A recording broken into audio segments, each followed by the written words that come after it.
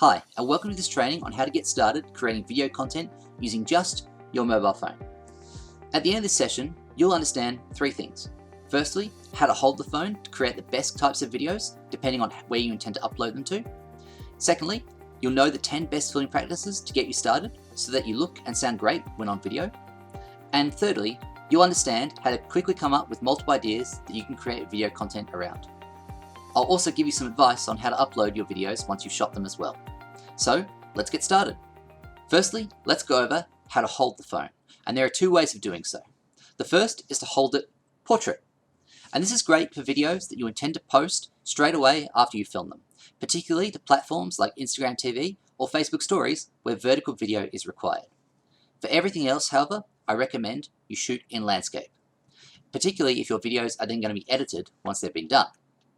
So let's talk about how to hold the phone in the hand, and there is a best way of doing so. So take your phone, and then with your middle and ring finger, place it on the back like so. Place your index finger over the top, and your pinky finger underneath. So I'll just rotate it so you can see. Index finger on top, middle and ring finger on the base, pinky finger underneath, and the thumb is able to remain free to operate the controls of the camera, which will be down here. This segues nicely into how the microphone works as well. The microphone in our phones is located at the base of it. So by cupping your hand like this over it, particularly if you don't have an external microphone plugged in, then as you talk, the sound waves from your mouth will bounce off the palm of your hand and feed into the microphone at the base of your camera. And this will help you increase audio quality. So when you are filming your videos, try and make sure that you look into the camera and not the screen. When I shoot my videos on my phone, I will occasionally look at the screen just to make sure everything's okay. But at all other times, I'm looking into the camera because I want to address the person who's watching on the other end. And I guarantee you that as you watch more videos, you'll start to see the difference between those people who are looking at the camera and those people who are looking at the screen. My other piece of advice is try and avoid getting somebody else to hold the phone for you. Depending on where they stand, the audio quality may not be that great, which is why I'm teaching you the grip so that you can shoot these videos yourself. And that also means that you can go out there and you don't need a second person to get started. Lastly, if you do decide to put the phone on a tripod and then rest that on a table or a desk, whatever happens while you're filming, don't touch the table or desk because you'll cause it to shake. And that shake will send vibrations through the tripod into the phone and it will be visible in the final videos. So if you are resting your phone on a tripod and you've got it on a desk or a table, keep some distance between you and the desk or the table and don't touch it while recording. Next, we'll cover some filming best practices. The first filming best practice is to film in natural light preferably. There's nothing wrong with filming inside, but if you are filming inside, then odds are your lights are coming down straight from above, and in order to avoid having shadows under the eyes, you need light coming across. Outside, that's not an issue because again, thanks to the sun, light is everywhere and will look much better than if you're just inside indoors. That said, which brings us to point number 2, if you are filming outside, try and avoid standing in hard sunlight. If it's a cloudless day, blue skies everywhere, sun's beating down, then seek out some shade and film in that. And the reason is if you're standing in hard sunlight, all the imperfections on your face are going to show up, which is something that you probably don't want. Standing in the shade will soften the light and it will greatly lessen the odds of that happening. Also, if you get an overcast day, then that's wonderful because the light will be nice and soft and diffuse and it's perfect to film in, so definitely take advantage of that. The third filming best practice is to have the brightest light in front of you. Don't be backlit. So if you're inside and there's a window nearby, my advice is look out the window with the camera pointing into the back of the room. Don't stand with your back to a window because otherwise either everything that's outside will look okay on camera but you'll be really dark, or you'll look okay on camera and the light coming through is going to be blown out and it's going to be really bright white. Again, if you're outside, it won't be as much of a problem because once again, the light is everywhere. The fourth filming best practice is energy. You need more energy than you think. You want to avoid going flat and monotone in your videos. The way that I talk on camera and the way that I talk to somebody in person is very different. On camera, I will introduce myself by going, "Hey guys, it's Doug from Rising Rocket Media." As you can see, I've amped myself up a little bit. You want to sound enthusiastic. You want to have energy. You want to look like you enjoy doing what you're talking about. Don't go flat and monotone. Give yourself a bit more energy than you think you might need. The fifth filming best practice is to hold on the end, don't just hit stop. When you are recording, don't just go, hey guys, thanks for watching, catch you later, stop. You want to count to 2 or 3 in your head and give yourself time so you can cut the end of the video off there, and doing so will increase your production quality. The 6th filming best practice is the angle of the phone. So, stiff arm, straight out, and what you want to do is raise the phone up until it's just above the eye line and you feel your head start to tilt up, and then stop there. This is a good angle. This is a very flattering angle. What you want to avoid doing is looking down at your phone, or don't go crazy either. You don't need to hold your phone right up there and look at it unless there's something on the ground or behind you that you want to show. The 7th filming best practice is that movement is good, but sitting is okay too. If you can walk and talk while you're recording, then absolutely do that. But if you're just starting out and maybe this isn't something you're used to, then either sit still or stand still. The worst thing that can happen is you're out walking and you're recording on your mobile phone and you're paying attention to the phone and the camera, not looking at where you're going, and you trip over and you hurt yourself. You want to avoid doing that. So if you can walk, then do that, but otherwise, sitting still is perfectly okay. The 8th filming best practice is to try and avoid overly noisy areas as much as possible. Obviously, this may not be something that you can do all the time, but if there is a source of persistent sound, then acknowledge it at the start of the video. Because if you can hear something, then chances are your camera phone will pick it up as well, and the people who are watching can hear it too. So if, for example, someone was operating a jackhammer on the footpath outside, I would start the video by saying, hey guys, it's Doug from Rising Rocket Media. Sorry about the noise. The neighbor's got a jackhammer and he's going crazy on the footpath. In that way, you've acknowledged what the sound is. People watching will no longer wonder what it's about, and instead they'll be able to pay more attention to you.